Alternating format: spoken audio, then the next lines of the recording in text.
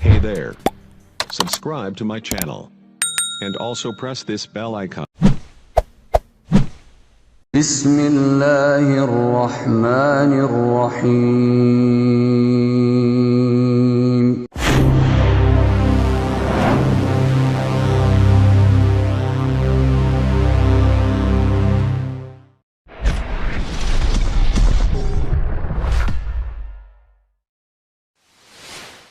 Bismillahirrahmanirrahim. Assalamualaikum warahmatullahi wabarakatuh. Alhamdulillahirabbil alamin. Salatu wassalamu ala asyrofil anbiya'i wal mursalin wa ala alihi wa sahbihi rasulillahi ajmain. Rabbi shrah li sadri wa yassir li amri wahlul 'uqdatam min lisani yafqahu qawli. Alhamdulillah, puji syukur kita ucapkan kehadirat Allah Subhanahu wa taala. Sampai hari ini Allah masih memberikan kesehatan dan kekuatan kepada kita semua. Semoga kesehatan dan kekuatan ini dapat kita manfaatkan sebaik-baiknya untuk tetap bertahan budi kepadanya. Salawat dan salam kepada Nabi Allah Muhammad sallallahu alaihi wasallam. Allahumma shalli ala Muhammad wa ala ali Muhammad. Uswatun hasanah buat kita semua, contoh suri tauladan hidup untuk seluruh umat manusia. Saudara sekalian, pada kesempatan kali ini saya akan mengajak kita untuk menanggapi satu potongan video yang diunggah, yang disampaikan oleh seorang anak muda yang dia cukup aktif di dalam menyampaikan pembelaan-pembelaan terhadap iman kekristenan, yakni Louis Prasetyo. Di mana pada kesempatan kali ini video yang dia unggah, dia membuktikan dan menjelaskan beberapa bukti, beberapa alasan yang menyatakan bahwasanya Yesus itu Tuhan 100% dan manusia 100%. Pada kesempatan kali ini, saudara, saya tidak akan menanggapi dari sisi kemanusiaannya, karena memang kita sudah tidak meragukan lagi, tidak lagi membantah bahwasanya memang Yesus itu adalah manusia biasa dan dia tidak ada unsur ketuhanan pada dirinya. Hal itu sudah kita yakini dan tidak diragukan lagi. Maka pada kesempatan kali ini yang akan kita tanggapi justru dari sisi ketuhanannya. Dalam video ini, Louis Prasetyo dia akan mencoba membuktikan melalui ayat-ayat Alkitab. Ada 5 bukti menurut Louis Prasetyo bahwasanya Yesus itu adalah Tuhan 100%.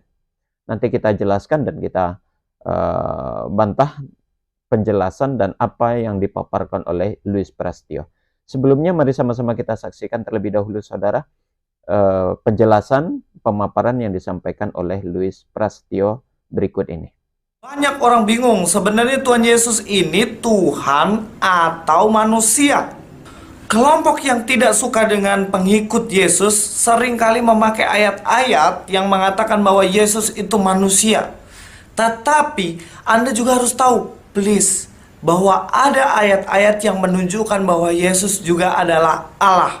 Nah, kali ini saya akan membuktikan bahwa Yesus itu Allah yang 100%, tetapi dia juga adalah manusia yang 100%. Dan kali ini saya akan memberikan 5 bukti bahwa Yesus adalah Allah. Pertama, Yesus adalah anak Allah atau Allah sendiri. Yohanes 1 ayat 34, dan aku telah melihatnya dan memberi kesaksian, ia inilah anak Allah. Kedua, Yesus itu kekal. Yohanes 8 ayat 58, kata Yesus kepada mereka, aku berkata kepadamu sesungguhnya sebelum Abraham jadi, aku telah ada. Ketiga, Allah dan Yesus adalah satu, tidak terpisahkan. Yohanes 10 ayat 30, aku dan Bapa adalah satu. Keempat, Yesus itu adalah Logos atau firman Allah atau kalimatullah. Yohanes 1 ayat 1, pada mulanya adalah firman, firman itu bersama-sama dengan Allah, dan firman itu adalah Allah. Kelima, Yesus adalah pencipta alam semesta ini. Yohanes 1 ayat 3, segala sesuatu dijadikan oleh Dia, dan tanpa Dia tidak ada suatu pun yang telah jadi dari segala yang telah dijadikan. Kita harus memahami bahwa Yesus benar-benar adalah Allah, karena tidak ada manusia yang kekal, tidak ada manusia yang menciptakan segala sesuatu. Tetapi Ya, sudah sama-sama kita saksikan, saudara, ada 5 bukti yang disampaikan oleh Louis Prasetyo berdasarkan Alkitab. Titik fokus penjelasan Louis Prasetyo adalah surat Yohanes, ya, dalam beberapa ayat dia mengambil sebagai dalil begitu ya, bahwasanya Yesus itu adalah Tuhan 100%. Maka pada kesempatan kali ini saya akan mengajak kita semua untuk membuktikan bahwasanya apa yang disampaikan oleh Louis Prasetyo itu begitu lemah dalil-dalilnya, dan itu justru sangat mudah sekali dipatahkan, dan penjelasannya itu tidak ada yang tidak logis, ada yang tidak relevan, dan bahkan kontradiktif dengan bukti-bukti yang lainnya. Dia mengatakan tadi bukti pertama bahwasanya Yesus itu dinyatakan sebagai Tuhan 100% dan manusia 100%. Sekali lagi kita mengambil dari sisi ketuhanannya. Tuhan 100%, pertama alasannya Yesus itu adalah anak Allah atau anak Allah, dan dia sekaligus sebagai Allah itu sendiri. Alasan ataupun dalil yang dia pakai adalah Yohanes pasal 1 ayat 34.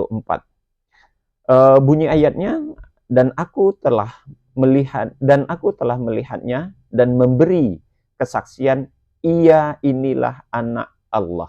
Nah, itu bahasa. Jadi kalimat terakhir, inilah ia, ya, ia inilah anak Allah, itu menjadi dasar bahwasanya Yesus adalah anak Allah, anak Bapa, sekaligus dia yang menjadi Tuhan itu sendiri. Padahal konotasi kata-kata itu sendiri menunjukkan keterpisahan antara diri Yesus dengan Allah itu sendiri. Namun oke lah, kita terima dan kita anggap itu benar. Namun kalau seandainya kita pertemukan dengan beberapa ayat Alkitab lainnya, ini menjadi tidak terbukti. Yohanes pasal 1 ayat 34 ini menjadi sandaran bahwasanya Yesus itu menjadi Tuhan 100%. Kita bisa lihat di Matius pasal 5 ayat 9 misalnya, saudara. Di sini dikatakan, berbahagialah orang yang membawa damai, karena mereka akan disebut anak-anak Allah. Jadi setiap orang yang membawa kedamaian itu disebut anak Allah, jadi bukan Yesus saja. Kemudian Keluaran pasal 4 ayat 22 misalnya. Maka engkau harus berkata kepada Firaun, beginilah firman Tuhan, Israel ialah anakku, anakku yang sulung. Jadi kalau Yesus berdasarkan Yohanes pasal 1 ayat 34 dinyatakan dia anak Tuhan dan sekaligus sebagai Tuhan itu sendiri, lalu bagaimana dinyatakan dalam Keluaran pasal 4 ayat 22 ini? Keluaran pasal 4 ayat 22 ini menyatakan Israel itu anak sulung, anak pertama. Israel itu gelar dari Nabi Yakub. Seharusnya Nabi Yakub juga punya hak dinyatakan dirinya sebagai Tuhan. Kenapa? Dia juga anak Tuhan. Nah, kemudian kita lihat Yeremia pasal 31 ayat 9 misal. Dengan menangis mereka akan datang, dengan hiburan aku akan bawa mereka. Aku akan memimpin mereka ke sungai-sungai. Ini jalan yang rata, di mana mereka tidak akan tersandung, sebab aku telah menjadikan bapa Israel Efraim. Ya, Efraim adalah anak sulungku. Kalau tadi Israel anak sulungnya Tuhan, lalu di sini ada Efraim juga anak sulungnya Tuhan. Ada kerancuan di dalam dua ayat ini. Pertama, anak sulung Tuhan itu yang mana sebenarnya? Israel kah atau Efraim? Itu yang pertama. Yang kedua, kalau Yesus dijadikan sebagai Tuhan dengan alasan dia itu adalah anak Tuhan, anak Allah itu sendiri. Lalu bagaimana dengan Israel dan Efraim ini juga diakui anaknya Tuhan? Ya, maka seharusnya logikanya kalau Yesus dijadikan Tuhan karena dia anak Tuhan, harusnya Israel dan Efraim juga demikian. Harusnya dia dijadikan Tuhan juga, tidak Yesus saja.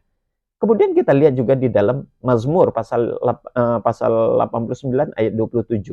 Dikatakan, aku pun juga akan mengangkat dia. Siapa dia? Yakni Daud. Daud menjadi anak sulungku, menjadi maha tinggi di antara raja-raja di bumi.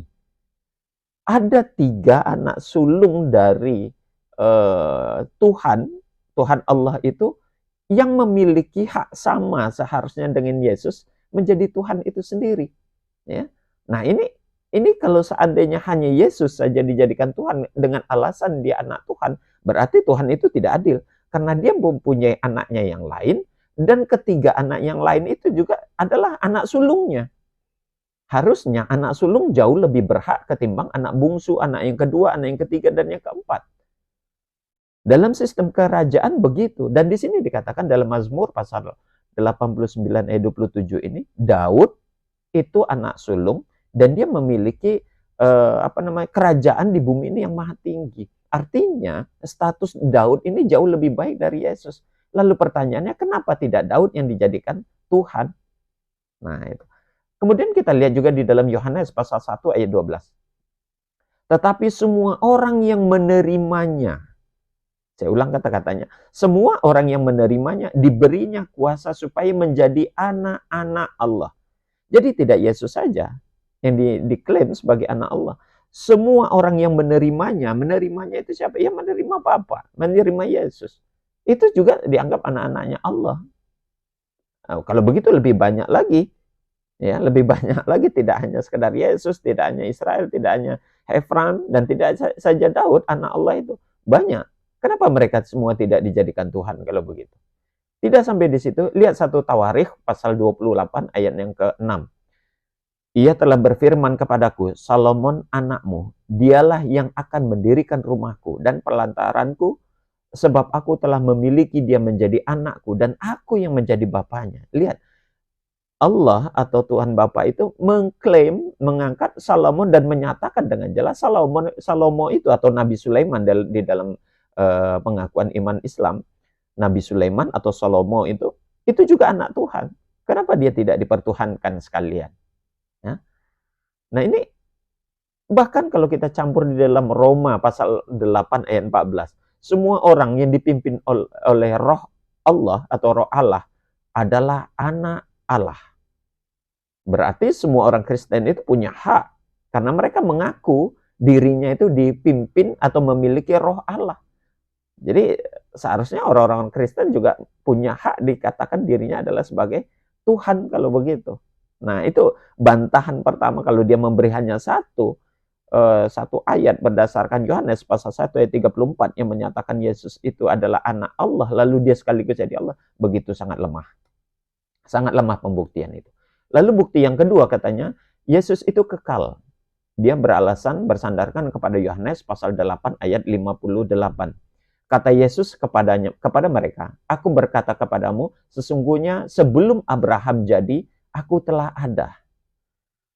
Sebelum Abraham jadi, aku telah ada. Kalimat itu dijadikan acuan oleh Louis Prastio bahwasanya Yesus itu sudah ada sebelum Abraham ada. Ya, keberadaannya menjadi satu kekuatan bahwasanya dia benar adanya Tuhan begitu.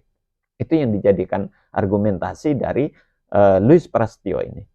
Dia lupa mungkin di dalam Ibrani pasal 7 ayat 2 sampai 3. Di situ ada sosok yang jauh lebih luar biasa daripada Yesus.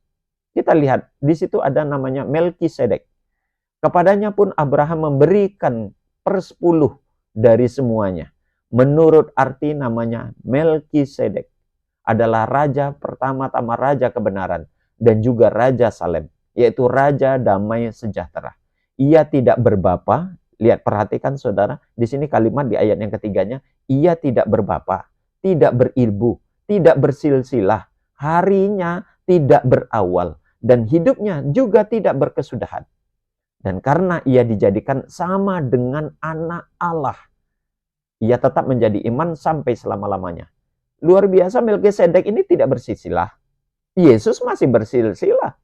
Melkisedek ini tidak punya silsilah, artinya kekuatannya jauh lebih kuat itu. Kemudian, dia tidak punya bapa. Oke lah, Yesus tidak punya bapak, tapi masih punya ibu. Sedangkan Melkisedek juga tidak beribu. Melkisedek itu ada tanpa memiliki bapak, tanpa memiliki ibu.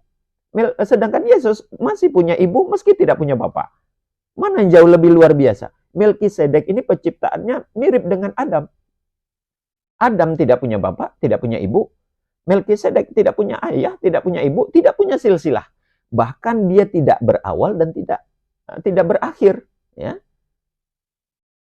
Kenapa tidak Melkisedek yang dijadikan Tuhan? Dan kenapa harus Yesus yang kedudukan secara keberadaannya itu di bawah Melkisedek? Harusnya Melkisedek jauh lebih kuat. Kalau alasannya Yesus itu ada sebelum Abraham ada, lalu dia diangkat menjadi Tuhan, begitu sangat dangkal. Ya, argumentasi yang disampaikan oleh Louis Prasetyo ini sangat dangkal. Kenapa? Melkisedek kekuatannya jauh lebih kuat. Dia tidak punya bapak, tidak punya ibu, tidak bersilsilah, hidupnya tidak berawal, dan dia tidak berakhir. Begitu saudara. Kemudian alasan yang berikutnya disampaikan oleh Louis Prasetyo, Allah dan Yesus itu menyatu. Alasan dia itu ada di Yohanes pasal 10 ayat yang ke-30. Di sana ada pernyataan, aku dan Bapa adalah satu. Nah, itu ya. Sebetulnya itu baru satu ayat, ada beberapa ayat lain yang menyatakan bahwasannya Yesus dan Bapa itu satu. Ya. Tidak itu saja sebetulnya. Tapi dia mengambil alasan itu ada di ayat tersebut. Ya. Kalau seandainya dia mengambil di dalam beberapa ayat lain, ya, tentang menyatunya Yesus dengan Bapa itu ada juga di Yohanes pasal 10 ayat 38, ada juga di Yohanes pasal 14 ayat 9-11, ada juga di dalam Kolose, ya, Kolose ayat 1 sampai ayat 1 pasal 1 ayat 19, ada juga Kolose pasal 2 ayat 9. Di situ ada pernyataan memang Yesus dan Bapa itu menyatu. Tapi sekali lagi itu sangat mudah dipatahkan dan sangat mudah dibantahkan argumentasi itu. Kenapa demikian? Kita lihat Yohanes pasal 17 ayat 21 sampai 23 misalnya. Di sana ada perkataan supaya mereka semua menjadi satu, sama seperti Engkau ya Bapa di dalam aku dan aku di dalam Engkau, agar mereka juga di dalam kita, supaya dunia percaya bahwa Engkaulah yang telah mengutus aku, dan aku telah memberikan kepada mereka kemuliaan yang Engkau berikan kepadaku, supaya mereka menjadi satu kepada sama seperti kita satu. Ya. Kalimat ini, kata-kata mereka yang menyatu dimaksud di dalam ayat ini adalah para murid Yesus. Murid Yesus itu ada 12. Kalau seandainya berdasarkan Yohanes pasal 10 ayat 30 itu dikatakan Yesus dan Bapa adalah satu, ini masih ada 12 muridnya dengan Allah, dengan Yesus sendiri juga menyatu. Kenapa muridnya yang 12 itu tidak jadikan Tuhan juga? Karena mereka juga menyatu dengan Allah, menyatu juga dengan Yesus. Nah, kedudukannya sama dengan Yesus dan menyatu dengan Allah itu sendiri.